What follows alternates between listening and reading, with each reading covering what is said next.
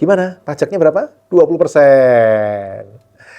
Sakit apa enak? Waduh, sudah bunganya kecil, kena inflasi, kena PPh lagi.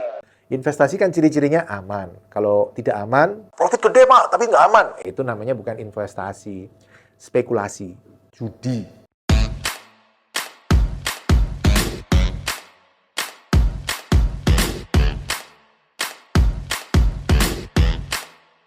Halo, ketemu lagi di channel Pipo. Hari ini kita ngobrol-ngobrol tentang menabung, teman-teman. Bagus nggak menabung? Ya, secara umum orang akan ngomong menabung itu bagus, Pak. Tentu, teman-teman, sampai titik tertentu menabung itu bagus. Tapi menabung juga ada bahayanya juga, teman-teman ya. Di buku The Richest Man in Babylon, di situ penulisnya menulis bahwa untuk menuju kaya ada 7 langkah. Nah, 3 yang pertama adalah 1, sisihkan minimal 10% dari income, berapapun income-mu untuk ditabung. Nah, belum selesai loh, ini baru 1 teman-teman, masih ada langkah-langkah berikutnya.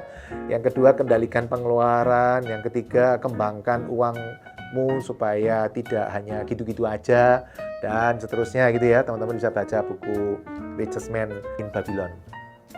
Nah, kalau teman-teman lihat, menabung itu memang ada bagusnya karena jadi kita terbiasa mengurangi pengeluaran dan kita jadi punya peluru untuk berinvestasi. Tapi menabung, teman-teman, ada masalahnya. Masalahnya apa? Yang pertama jelas. Apa? Bunganya kecil. Berapa menabung? Bahkan ada yang 0% loh. Di bank, teman-teman harus lihat. Menabung kok 0%? Uangnya nggak berkembang. Ada. Ya mungkin mentok-mentoknya maksimal sekarang mungkin 5% ya. Sakit juga ya, cuma dapat 5%. Padahal nanti dari sana oleh bank dipinjamkan ke orang yang mau kredit seperti saya. Nah, kemudian oleh saya investasikan bisa dapat katakanlah 18%. Padahal saya pinjam bank 9, ya 9 saya bayarin ke bank.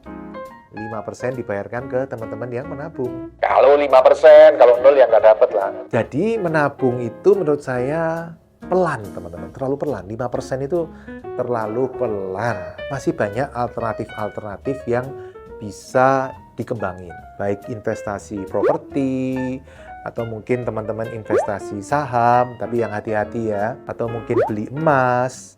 Masih ada alternatif-alternatif lain selain menabung. Ya, menabung bagus, tapi harus ada yang dikembangin lagi. Kenapa? Karena yang kedua, menabung masalahnya adalah digrogotin inflasi, teman-teman. Setiap tahun negara kita inflasi ya, kurang lebih mungkin 3-5%, mungkin tahun ini naik sedikit lagi. Karena ada inflasi. Inflasi itu kan artinya uang kita, walaupun kelihatannya 1 juta, tahun ini, tahun depan inflasi 5%, sebenarnya nilai 1 juta sama 1 juta, itu nilainya udah berkurang 5%. Jadi tinggal 950.000 kalau terhadap nilai sekarang. Itu baru setahun. Kalau 2 tahun, 3 tahun, 4 tahun, dan seterusnya, waduh, nilainya habis, teman-teman. Contoh ya, tahun 1990, saya SMA, beli mie ayam 350 perak. Uang 350 perak, teman-teman, dapat mie ayam. Hari ini nilai uang 350 perak, nggak bisa beli mie ayam. Buat beli parkirnya aja nggak bisa. Cuman beli bumbunya atau kecapnya kali yang bisa ya, teman-teman ya. Itu untuk memperlihatkan teman-teman nilai uang itu cenderung turun terus di negara inflasi. Karena itu, teman-teman, kita mesti berpikir caranya gimana, tidak hanya nabung doang, tapi juga mesti berinvestasi, tapi dengan aman.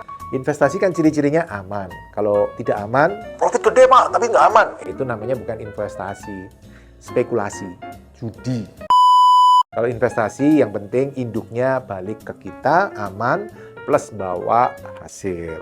Nah, yang ketiga masalahnya apa? Deposito. Kena pajak PPh tinggi, teman-teman ya.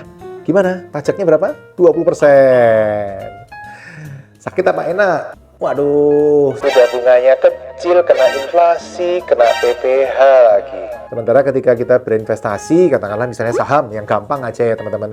Nggak usah ngomong yang properti, ruwet nanti ya kan. Saham, pajaknya lebih kecil.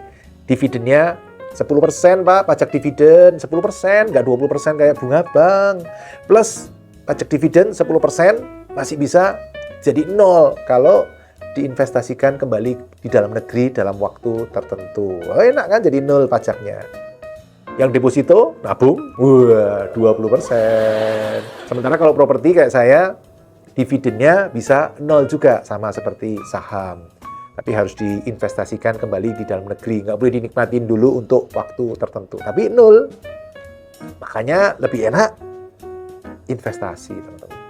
Ketika kita deposito, sudah bunganya kecil, kena inflasi, kena PPH, pajak lagi. Aduh, sisanya apa, teman-teman? Bukan berarti menabung itu jelek, menabung itu bagus, tapi teman-teman, tidak bisa selamanya. Menabung itu hanya sementara, kita kumpulin uangnya, kemudian kita pikirkan investasi apa yang aman, menghasilkan, dan kalau bisa tidak ribet, teman-teman, alias autopilot. Nah, prinsip-prinsip ini yang selama ini saya pegang ketika berinvestasi. Jadi teman-teman, masih mau nabung? Ya, tetap ya nabung ya, tapi jangan lupa sampai titik tertentu diinvestasikan. Karena kalau saya bilang nggak boleh nabung, nanti saya dimarahin sama bank. Pak Pipo, kalau orang-orang nggak nabung, nanti saya bank juga nggak bisa kasih kredit ke Pak Pipo loh. Jadi teman-teman nggak apa-apa sih, kalau mau nabung nggak apa-apa, biar saya gampang dapat kreditnya. Kan enak kan? Saya jadi bisa berinvestasi dengan modal orang lain. Jadi uang orang lain, uangnya teman-teman bekerja untuk saya. Enak ya? Nah, itu adalah kunci cara membuat uang bekerja untuk kita. Kan prinsipnya, jangan bekerja untuk uang. Buat uang kita bekerja untuk kita. Uangnya diinvestasikan, ya kan? Tapi lebih canggih lagi, bukan uang kita bekerja untuk kita, tapi uang orang lain bekerja untuk kita. Caranya gimana? Ya itu yang tadi saya sebut. Orang-orang deposito di bank, nabung di bank pinjemin saya uang, saya investasikan, menghasilkan profit, uangnya orang lain menghasilkan profit bagi saya. Nah, sebagian untuk dikembalikan ke yang punya uang, sebagian untuk saya. Itu adalah cara membuat uang orang lain bekerja untuk kita. Semoga menginspirasi, sukses selalu. Salam Passive Income Property. Terima kasih telah mengikuti video hingga selesai. Untuk yang belum subscribe, ayo subscribe channel Pipo Hargianto dan klik lonceng notifikasi untuk mengikuti video-video selanjutnya. Teman-teman juga bisa mengikuti seminar-seminar gratis yang saya bagikan. Silakan daftar melalui nomor berikut.